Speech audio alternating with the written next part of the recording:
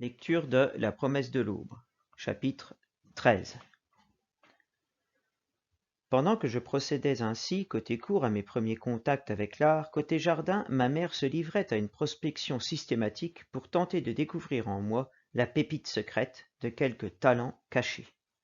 Le violon et la danse, tour à tour écartés, la peinture, mise hors de course, on me donna des leçons de chant, et les grands maîtres de l'opéra local furent invités à se pencher sur mes cordes vocales afin de juger si je n'avais pas en moi la graine de quelque chaliapine future promis aux acclamations des foules dans un décor de lumière, de pourpre et d'or. À mon vif regret, je suis obligé de reconnaître aujourd'hui, après 30 ans d'hésitation, qu'il y a entre moi et mes cordes vocales un malentendu complet. Je n'ai pas d'oreille et pas de voix. Je ne sais pas du tout comment c'est arrivé, mais il me faut bien reconnaître ce fait. Je n'ai pas notamment cette voix de basse qui m'irait si bien. Pour une raison ou pour une autre, c'est Chaliapine hier et Boris Christophe aujourd'hui qui se sont trouvés dotés de ma voix. Ce n'est pas là le seul malentendu de ma vie, mais celui-ci est de taille.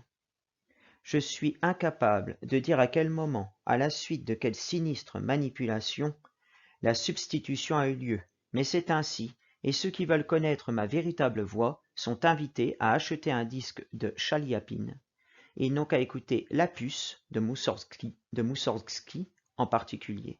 C'est tout à fait moi. Ils n'ont qu'à m'imaginer, debout sur la scène, faisant ah ah ah, bloca de ma voix de basse, et je suis sûr qu'ils seront de mon avis. Malheureusement, ce qui sort de ma gorge, lorsque, mettant une main sur ma poitrine, le pied en avant et la tête haute, je laisse libre cours à ma puissance vocale, est pour moi une source constante d'étonnement et de tristesse. Encore cela n'aurait guère d'importance si je n'avais pas la vocation. Or je l'ai. Je ne l'ai jamais dit à personne, pas même à ma mère, mais à quoi bon le cacher plus longtemps? C'est moi, le vrai Chaliapine. Je suis une grande basse tragique incomprise, et je le demeurerai jusqu'à la fin de mes jours. Je me souviens qu'au cours d'une représentation de Faust au Metropolitan de New York, je me tins assis près de Rudolph Bing dans sa loge de directeur, les bras croisés, le sourcil méphistophélique, un sourire énigmatique aux lèvres, pendant qu'une doublure, en scène, faisait dans mon rôle ce qu'elle pouvait, et je trouvais quelque chose de tout à fait piquant dans l'idée qu'il y avait à côté de moi un des plus grands impresarii d'opéra du monde, et qu'il ne savait pas. Si Bing, ce soir-là, s'est étonné de mon air diabolique et mystérieux, qu'il veuille bien en trouver aujourd'hui, ici, l'explication. Ma mère était passionnée d'opéra. Elle avait pour Chaliapine une admiration presque religieuse, et je suis sans excuse. Combien de fois, à 8, 9 ans, ayant interprété comme il convenait le regard tendre et rêveur qu'elle posait sur moi, ai-je couru me réfugier dans le dépôt de bois, et là, ayant aspiré l'air et pris la pause, je poussais du fond de mes entrailles un ah ah ah bloca à faire trembler le monde. Hélas, ma voix m'avait préféré un autre. Personne n'a appelé le génie vocal avec plus de ferveur, plus de chaudes larmes que l'enfant que j'étais.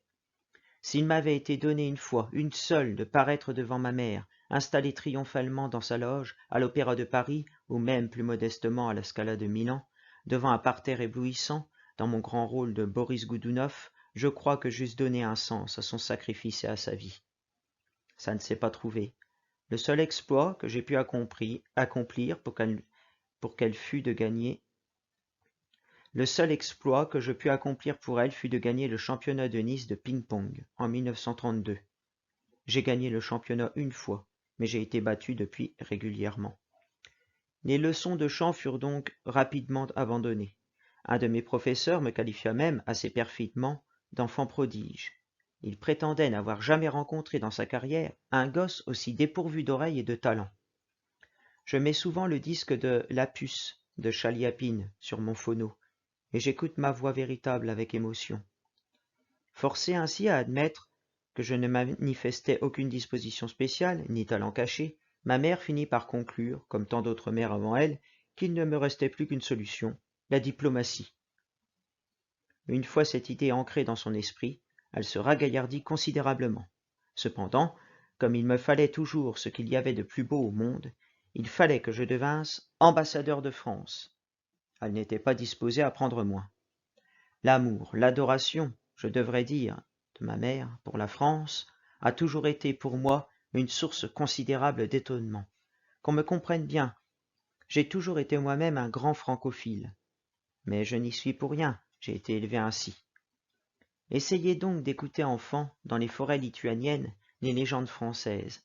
Regardez un pays que vous ne connaissez pas dans les yeux de votre mère. Apprenez-le dans son sourire et dans sa voix émerveillée.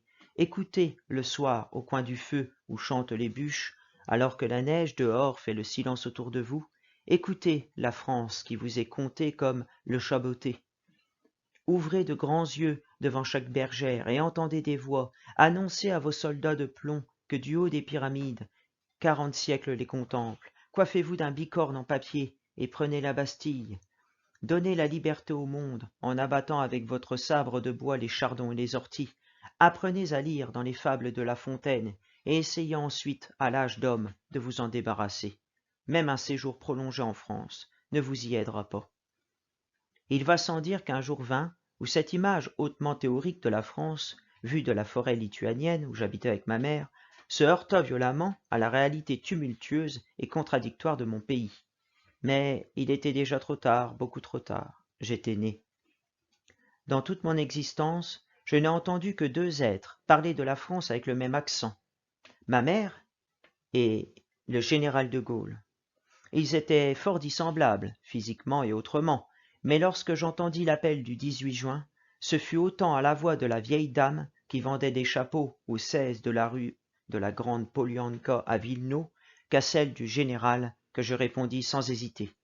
Dès l'âge de 8 ans, surtout lorsque les choses allaient mal, et elles allèrent mal, très rapidement, ma mère venait s'asseoir en face de moi, le visage fatigué, les yeux traqués, me regardait longuement, avec une admiration et une fierté sans limite, puis se levait, prenait ma tête entre ses mains, comme pour mieux voir chaque détail de mon visage, et me disait « Tu seras ambassadeur de France, c'est ta mère qui te le dit. » Tout de même, il y a une chose qui m'intrigue un peu.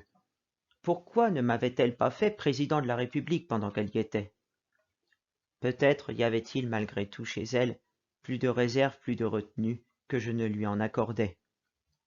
Peut-être considérait-elle aussi que dans l'univers d'Anna Karénine et des officiers de la garde, un président de la République, ce n'était pas du tout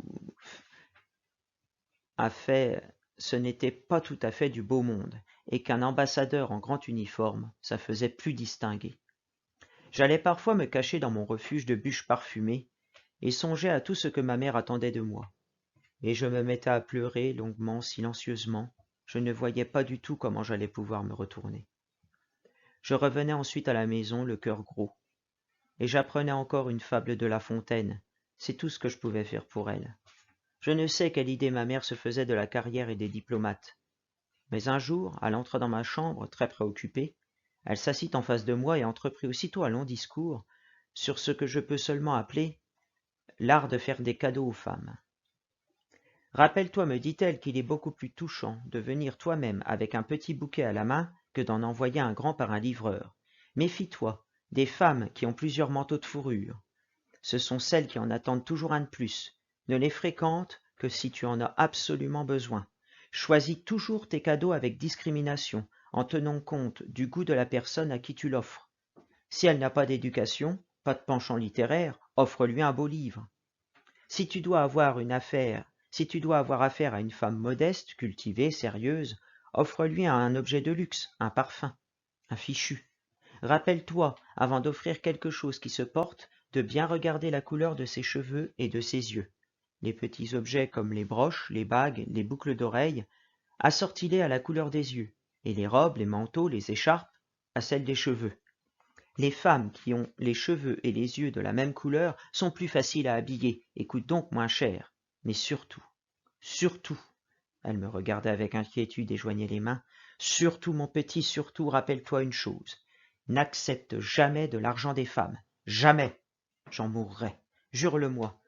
Jure-le sur la tête de ta mère. Je jurais. C'était un point sur lequel elle revenait continuellement et avec une anxiété extraordinaire. Tu peux accepter des cadeaux, des objets, des stylos par exemple, ou des portefeuilles, même une Rolls-Royce. Tu peux l'accepter, mais de l'argent, jamais. Ma culture générale d'homme du monde n'était pas négligée. Ma mère me donna lecture à haute voix de La Dame aux camélias, et lorsque ses yeux se mouillaient, sa voix se brisait et qu'elle était obligée de s'interrompre, je sais bien aujourd'hui qui était Armand dans son esprit. Parmi les autres lectures édifiantes qui me furent ainsi faites, toujours avec un bel accent russe, je me souviens surtout de messieurs Déroulède, Béranger et Victor Hugo. Elle ne se bornait pas à me lire les poèmes, mais, fidèle à son passé d'artiste dramatique, elle me les déclamait, debout dans le salon, sous le lustre étincelant, avec geste et sentiment. Je me souviens notamment d'un certain Waterloo, Waterloo, Waterloo, morne pleine, qui m'avait vraiment effrayé.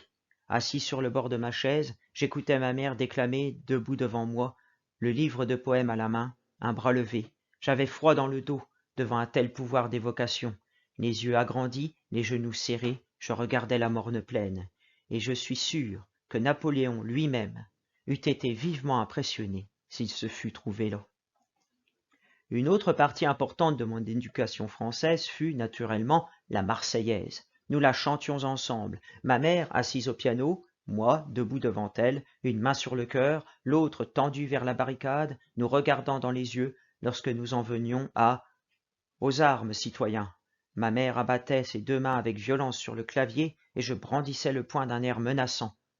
Parvenu au « 1500 impurs abreuvent nos sillons », ma mère, après avoir frappé un dernier coup sur le clavier, demeurait immobile, les deux mains suspendues dans les airs, et moi, frappant du pied, l'air implacable et résolu, j'imitais son geste, les poings fermés, la tête rejetée en arrière, et nous restions ainsi, figés un moment, jusqu'à ce que les derniers accords eussent fini de vibrer dans le salon.